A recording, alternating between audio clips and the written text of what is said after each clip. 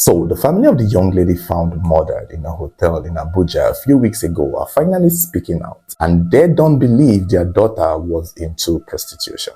According to a representative, they made a statement online claiming that Tessy, the young lady, was not a hookup girl, that she would never do such a thing, and that her death was a setup by her close friend, a young lady who invited her from Makurdi to Abuja. They believe that close friend set up the situation to have Tessy murdered. And that is all they said. If you recall, we covered the story some days back about the young lady Aladi Johnson who went to a hotel in Abuja with a man, only for the man to leave, and she was found with her hands tied behind her back and her face on the bed, and the video went viral. We posted the story on our YouTube, probably.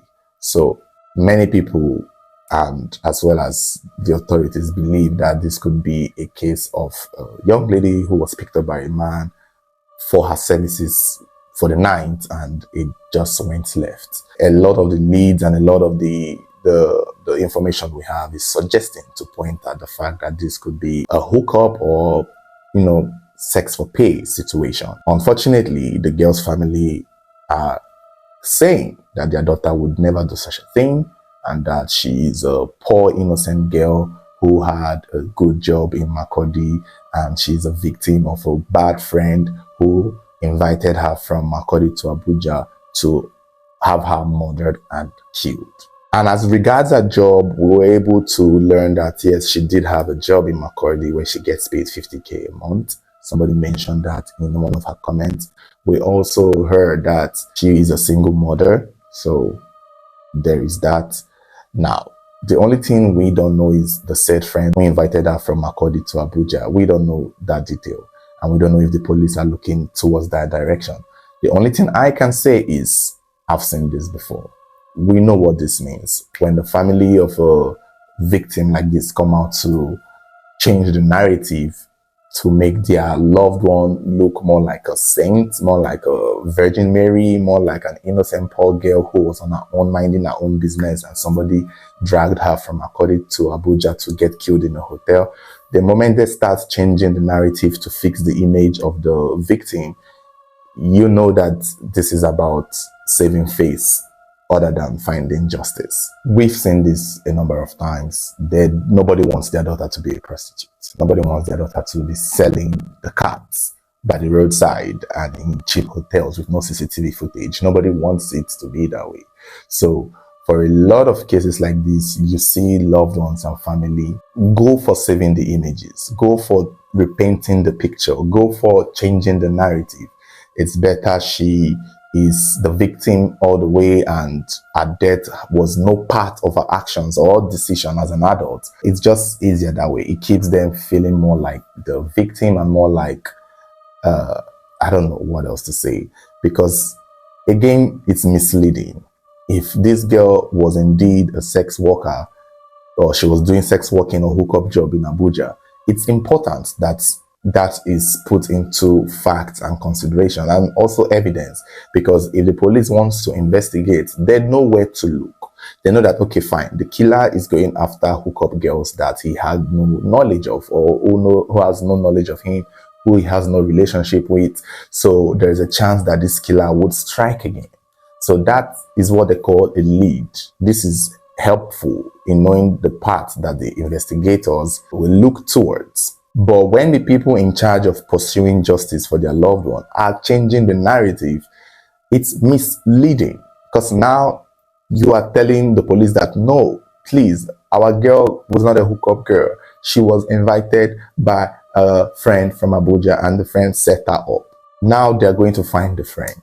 And luckily, if they find the friend, they arrest the friend. But they're not going to sentence the friend like that. They would have to prove that the friend was at the hotel. If they get this female friend and take her to the hotel and they ask the hotel people, did you see this girl anywhere near this hotel the day Tessy died? And they say no, then you have no case. And if the friend knew things about Tessy's prostitution or Tessy's hookup or Tessy's way of surviving in Abuja, she may not even say it because that may also implicate her. And this is how you end up not getting justice for your loved one, because you rather a narrative that paints her as a Virgin Mary, innocent woman who was naive and had no idea that she was going to a hotel with a man. Like, when you try to paint that picture, you are misleading your chances of getting justice for your loved one. It's just my take. We've seen it multiple times. I've been doing this for over 33 years, I'm counting, and I can tell you that it's the same thing. When a young man is caught with a group of friends stealing and he's killed, the family would rather say that the young man was not stealing. They would rather go to protect the image. If it's about drugs, they will say, no, my son never did drugs. Another misleading. If it's a girl found in a hotel, no, she was at home, she was innocent, she was sleeping. They dragged her from her house to the hotel and killed her. Nobody wants to see that their loved one made a choice that backfired. Nobody wants to see that their loved one made a choice that ended up putting them in that situation. And the truth of the matter is, it doesn't matter. Who cares if she was sleeping with men? Does that give the killer the right to kill her? Who cares if she was doing hookup? Who cares if she was selling the cards by the roadside? It still doesn't give the killer the right to kill. So it doesn't matter. Changing the narrative only just changes direction and changes focus and basically misleads investigation. And from my experience with stories like this, the moment the family starts changing the narrative to protect image, justice is far. You will not see the justice you're looking for. So if the family feels that way, that she was a Virgin Mary in her hometown, minding her business, when they blew powder to her face and dragged her to a hotel to get killed without any decision choices of her being made, then if they want to believe that, it's fine. It's fine. And let's hope that narrative brings justice and the closure that they need. So yeah, best of luck. In other news, a man by the name of Louis Machuku has been found dead in a hotel in Mbappe, Abuja. This story is now circulating on the internet of a man who works in the transmission company of Nigeria, who went to a hotel with a female friend who they now named to be Miss Ellen Raymond. And they both lodged into this hotel. Somewhere in the night, the man collapses and dies. The pictures that we are seeing in the hotel room suggests that the man may have gone there with his female friend, Miss Helen, for a good night, for a good time, and he may have taken a specific drink to help enhance his performance in bed, and that may have been what played a role in his death.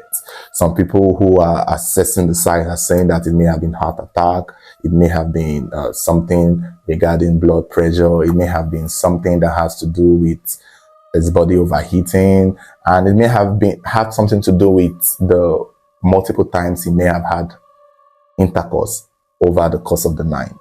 So everyone is suggesting that Machuku Louis died from having sex with a woman he lodged in a hotel with.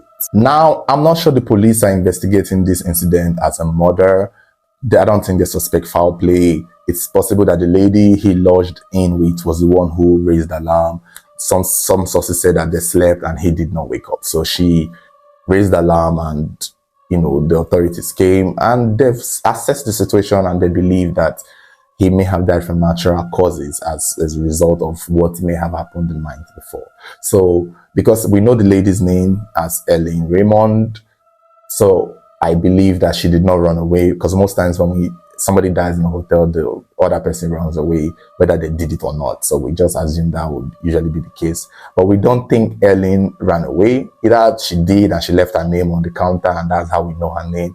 But it is possible that she was the one who raised the alarm and the police had come to take the man, and an autopsy would be conducted, to be sure, although. So she's not entirely off the hook for now. But it's all leading towards that possibility that the man may have. Because the man is a man of a certain age. He is most likely in his 60s. So it's most likely one of those things that we'll see, because we've seen stories of men who mostly die from an overnight romp.